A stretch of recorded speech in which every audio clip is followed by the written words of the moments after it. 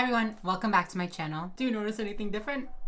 I got my nose re-pierced. I did have it pierced probably like 6 years ago, but when I was going through my bottom surgery and everything, it fell out and then it closed, so I had to get it re-pierced, but I'm so excited. I missed it so much. A few days ago, a link was commented on my YouTube channel saying that like, oh, somebody has been posting this all over your channel. You should check out this channel, blah, blah, blah. So I did. It's just the epitome of transphobia. It's just the epitome of like fear mongering. But I figured for today's video, we could watch a couple of the videos that they've posted on trans people. Just laugh at it together. Honestly, all the arguments that they present are almost just like comical. I post videos every Thursday and Monday here on my channel, so if you guys are not yet subscribed, make sure that you do that right now. Go ahead, I'll wait for you. Are you done? Thank you very much. Also, make sure to follow me on Instagram and Twitter to keep as up to date with me as possible. And with no further ado, let's get right into today's video. So the channel that I'm going to be talking about today is called What Would You Say? It reminds me of the show like, oh, what would you do? Except I love that show. I think that it's so heartwarming. I love when everybody is super nice and accepting and all that kind of stuff, but that is not at all what this channel is. Literally the third video on their channel is sex assigned at birth? They have, let me see, they have 5 or 6 videos on trans people. They also have a bunch of videos on like being pro-life, also just on religion, a bunch of stuff like that. Yeah, we're definitely in for some stuff today. Okay guys, so the first video from this channel that I'm going to be watching today is called, Is Transgenderism Logical? So yeah, let's get into it. You're in a conversation and someone says, gender identity is reality. The only way to know someone's gender is to ask. What would you say?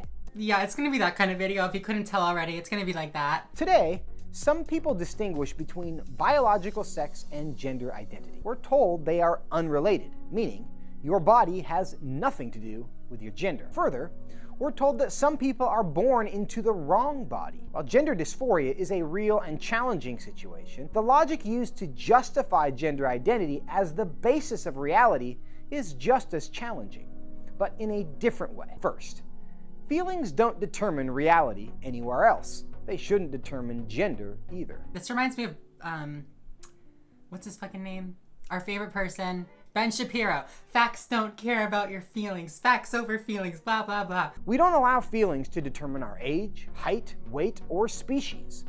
All those things are objectively determined for us at birth. Fair enough. Your height, your weight, your age, all that kind of stuff is very objectively determined. So sex, like weight or like height, like he was talking about, is determined at birth just by looking at your genitalia. Gender, by definition, refers to the cultural and societal differences, not the physical ones. Thin people who feel overweight are called anorexic, and we try to help them. The compassionate thing to do is be kind and help them see themselves as they really are. I'm like getting heated. I can't deal with these people. First of all, this picture just showed somebody with body dysmorphic disorder and referred to them as anorexic people. Bitch, that, and I don't even, anyways. Sure, dude, sure. Yes, you are totally right. When you see somebody suffering with mental illness, the right thing to do is to push them to get treatment, you know, to treat those illnesses and get better. When somebody is suffering for an eating disorder, they go to a nutritionist, an eating disorder specialist, whatever it is, and they get the proper medical treatment that is, you know, prescribed by the medical, I don't even know, associations, fuck, I don't know who fucking tells them what to do, but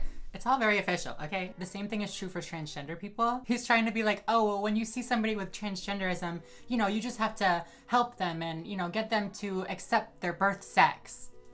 Bitch, no, that is not how that works. You cannot change somebody's gender identity. You cannot force them to identify with their birth sex. If they don't, that is widely accepted by medical professionals. The medical treatment for being transgender, the medical treatment for gender dysphoria is literally to transition. It's not to get therapy to, you know, affirm your birth sex and to feel more like your birth sex. That's not gonna work. It's not gonna work. Since gender is a social construct, they say, male and female have no fixed definition. Here's the challenge with this logic.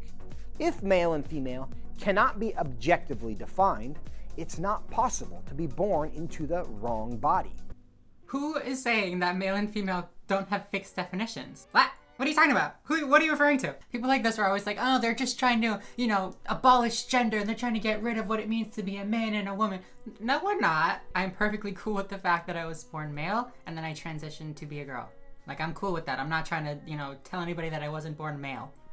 That's just, I mean, I don't know. In the world they offer us, where gender is simply a matter of feelings and opinions, there's no such thing as a male or female body. A man or a woman can be born into any kind of body. Yet, 10 seconds later, they tell us that some people are born into the wrong body. If there is no clear definition of a man or woman, it's not possible to feel like a woman. The same people who tell us that some men feel like a woman also tell us that there is nothing unique about being a woman.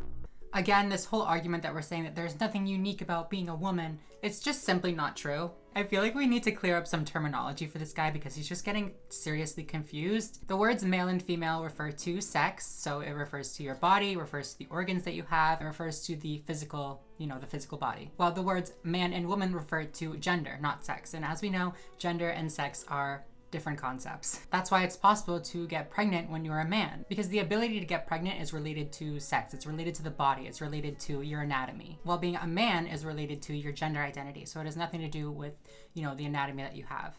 Okay, we're gonna move on to the next video now. The next video that I'm gonna be watching today is titled, If Conversion Therapy is Bad, Why is Sex Reassignment Good? All right, let's get into it.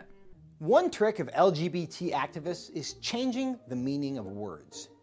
We see this in the way they celebrate sex reassignment as gender affirmation, but condemn conversion therapy as sex reassignment. Let's imagine there's a 6-year-old boy named Johnny, and Johnny experiences gender dysphoria. He says he wants to be a girl.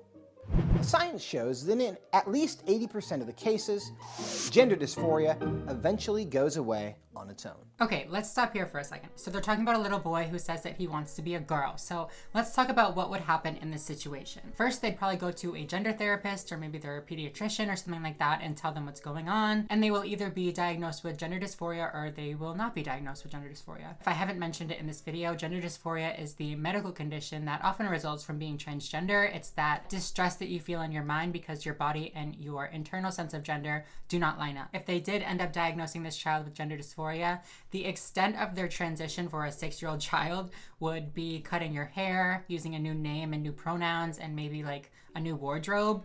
And like, that's it. The earliest medical intervention for transgender children happens at around puberty, where hormone blockers can be taken if that is, deemed the appropriate next step by their doctors, which puberty is coincidentally the same time that kids that are experiencing gender dysphoria or gender divergence rather of any kind that aren't actually transgender, that's the point that they will, or that's the point that this video is claiming that they will grow out of their gender dysphoric or gender divergent tendencies. So if by the time this child reaches puberty, they realize that they are transgender, like all these people want to argue is going to happen, the only transition that they would have to undo is, they would have to go back to their old name, pronouns, maybe grow their hair back out, cut their hair again, I don't know. But yeah, that's what I think would happen as somebody that has, gone through the process. I have friends that transitioned at a young age, so I think I know the process pretty well, but let's see what they have to say. Let's see what they think. If a therapist or doctor were to help Johnny get over his gender dysphoria and counsel him in a way that helped him identify as a boy, this would be described as conversion therapy. In several states, it's illegal. In those states, the only thing a therapist is allowed to do with a child who has experienced gender dysphoria is to help them embrace their identity as the opposite sex.